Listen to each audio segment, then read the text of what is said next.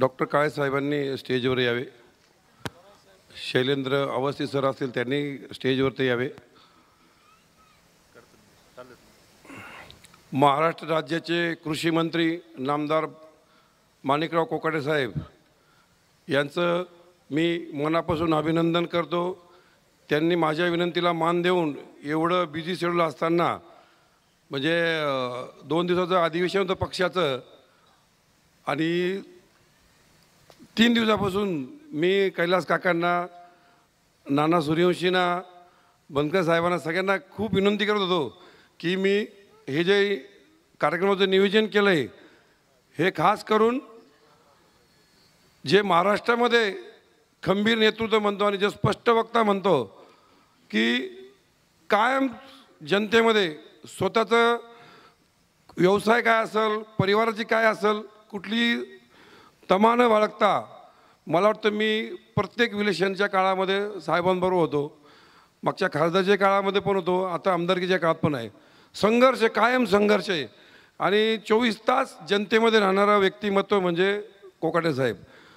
आणि 2 दिवसाच्या वेळ काढून सगळे बिझी शेड्यूल सगळं बाजूला ठेवून एवढ्या लांबून माझ्यासाठी आले. मी त्यांचं प्रथम खूप खूप मनापासून अभिनंदन करतो.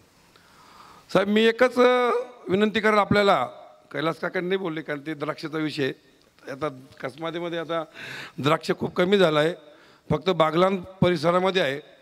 जसं मी या भागात मक्याच्या प्रोसेसिंगवर काम करतो आहे आणि काम करत असताना मक्याच्या प्रोसेसिंगवर पोल्ट्री इंडस्ट्रीमध्ये या नाशिक जिल्ह्यात एक पोल्ट्री हब झालेला आहे आणि इथं पोल्ट्री इंडस्ट्री इतक्या मोठ्या प्रमाणात झाली त्याच्यामुळे मक्यावरती प्रोसेसिंग युनिट झाल्यामुळे मक्याचा कुठेतरी हमीभाव शासनाला द्यायची गरज नाही. कारण की प्रोसेसिंग युनिट झाल्यामुळेच आम्हाला जो मका लागतो आहे तो खूप मोठ्या प्रमाणात लागतो. त्याच्यामुळे आम्ही मक्याला आज कुठेतरी न्याय देण्याचा प्रयत्न केला आहे. शेतकरी राजाला न्याय देण्याचा प्रयत्न करतो या कसमादे भागात. त्यासाठी मग आनंद ॲग्रोचे उद्धव अप्पायर असतील, स्वप्नील ॲग्रोचे अरुण पवार सर असतील आणि खास करून मी आज जे काही आज तुमच्यासमोर उभा आहे, मी आज जे काही बोलतो या भागामध्ये 2011 नंतर आल्यानंतर हे फक्त आणि फक्त वेंकीज इंडिया लिमिटेड ही जी कंपनी व्यंकटेश्वर आशिष प्रायव्हेट लिमिटेड याचे काही जे जनरल मॅनेजर आहेत डॉक्टर के.पी. काळे साहेब इथं उपस्थित आहेत, त्या माणसामुळं हे काही जे मी उभं केलेलं आहे 14 वर्षामध्ये आज माझा प्रवास आहे हा फक्त त्या व्यक्तीमुळं आहे. कारण की वेंकीज इंडिया लिमिटेड ही हैदराबादची कंपनी आहे, ते आता पुण्यामध्ये स्थित आहेत. 2011पर्यंत साहेब 18 वर्षे कर्नाटकमध्ये होते आणि त्यांचं गाव आहे शेणपूर साक्रीतमधलं. 2011मध्ये जेव्हा आलं माझा योगायोग असावा कदाचित, माझ्या नशिबाची कुठतरी एक खूप मोठी रेषा असावी त्यांच्या नावामध्ये, कारण त्यांचं नाव केदारनाथ आहे. तर त्या केदारनाथ भगवानच्या बाबांच्या कृपेने माझं आज जी काही प्रगती झाली आहे तिथपर्यंत मी इथं पोहोचलेलो आहे. त्याच्यामुळे इथून पुढं पण कार्यकाळ माझा हा ग्रामीण भागात काहीतरी करण्याचा मानस आहे, तो करत राहील. पोल्ट्री इंडस्ट्रीत काम करत असताना जे मला जाणत होतं ग्रामीण भागातल्या ज्या काही उणीव होत्या, ज्या काही आज ग्रामीण भागात आपल्या समाजाप्रती जे काही अडचणी आहेत, कुठलाही कार्य करायचं असेल, आपल्या पारंपरिक कुटुंबामध्ये कुठलाही सोहळा असेल तर आपल्याला शहरात जावं लागतं. परिवाराबरोबर जेवायला जायचं असेल तरी पण मालेगावमध्ये कुठल्या हॉटेलला जायचं हा विचार केला. कसमादेमध्ये असं कुठलंही हॉटेल नाही की परिवार जाऊन आपण तिथं 2 घास खाऊ शकतो आनंदाने. आणि तिथं कुठल्याही सुविधा नसल्या कारणाने आपण या भागात ती उणीव असल्या कारणाने मी ती नीम व्हॅली रिसॉर्टच्या माध्यमातून लग्न कार्यालय असो, साखरपुडा असो, जे काही आपले कौटुंबिक कार्यक्रम असतात हे सगळं या नीम व्हॅली रिसॉर्टमध्ये पूर्ण होतील. नीम व्हॅली प्युअर व्हेज रेस्टॉरंटचं पण मी तिथं एक रेस्टॉरंट चालू केले. तर या सगळ्या सुविधा मी या भागात चालू केलेल्या आहेत, जेणेकरून माझ्या ग्रामीण भागातल्या शेतकरी राजाला, माझ्या जे काही ग्रामीण भागातले तरुण उद्योजक असतील किंवा तरुण जे काही ज्यांना व्यवसाय करायचा असेल त्यासाठी एक मी प्रेरणा घेऊन हे सगळं करतो आहे. त्यांनी पण हे काय जे काही पुढचं नियोजन त्यांचं असेल, त्यांना स्वतःचा व्यवसाय करायचा असेल तर ग्रामीण भागात खूप मोठा स्कोप आहे. ग्रामीण भागात आज आपण म्हणतो की आपण शहराकडे चालले सगळे, पण शहराकडं न जाता नोकरी न करता ग्रामीण भागात पोल्ट्री इंडस्ट्री असो, प्रोसेसिंग युनिटमध्ये तुम्ही मक्याचं ट्रेडिंग करू शकतात.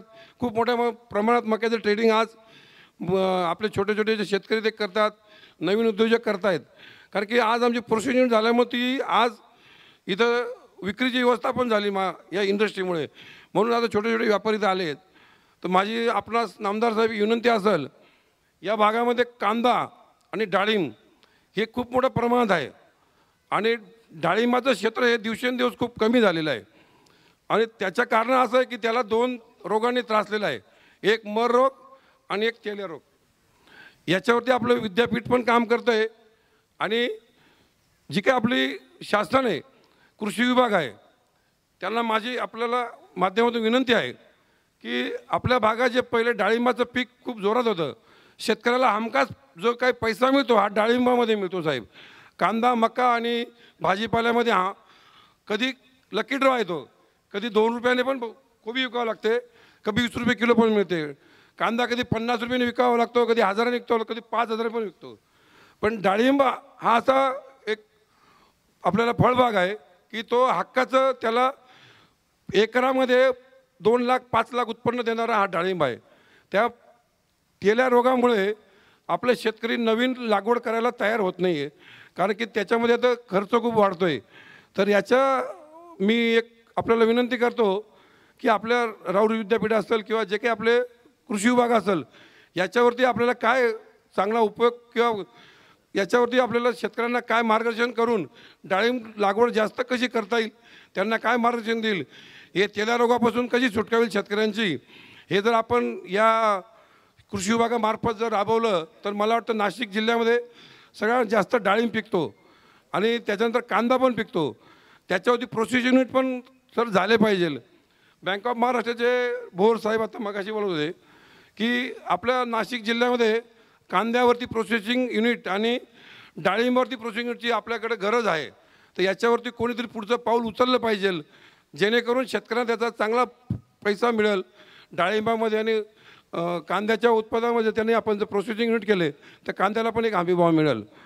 सकाळी विलास अण्णा शिंदे पण येऊन गेले, त्यांना संध्याकाळी कार्यक्रम असल्यामुळे ते थांबू नाही शकले, पण ते पण त्याच्यावरती चांगलं काम करत आहेत. तर माझी सगळी विनंती आहे की आपण सगळ्यांनी शेतकरी बांधवाच्या वतीने मी साहेबांना विनंती करतो, या 2 गोष्टीचं आपल्या कृषी विभागाच्या मार्फत काहीतरी आम्हाला शेतकरी बांधवांना न्याय द्यावा. आपण माझ्या विनंतीला मान देऊन आपण उपस्थित राहिलात, मी आपलं मनापासून आभार मानतो साहेब. धन्यवाद. धन्यवाद संजय अण्णा. आत्ताच इथे general manager Venkateshwara hatcheries private लिमिटेडचे माननीय डॉक्टर केदारनाथ काळे आलेले आहेत. त्यांचं स्वागत करण्यासाठी मी संजय अण्णांना विनंती करते. तसंच सुप्रीम इंडियाचे माननीय अवस्थी साहेब हे सुद्धा आलेले आहेत, त्यांचंही स्वागत आम्ही संपन्न करतो आहोत. या मान्यवरांसाठी आपण जोरदार टाळ्या दिल्या पाहिजेत की ज्यांची प्रेरणा घेऊन संजय अण्णांनी आपल्या कारकिर्दीला सुरुवात केलेली आहे.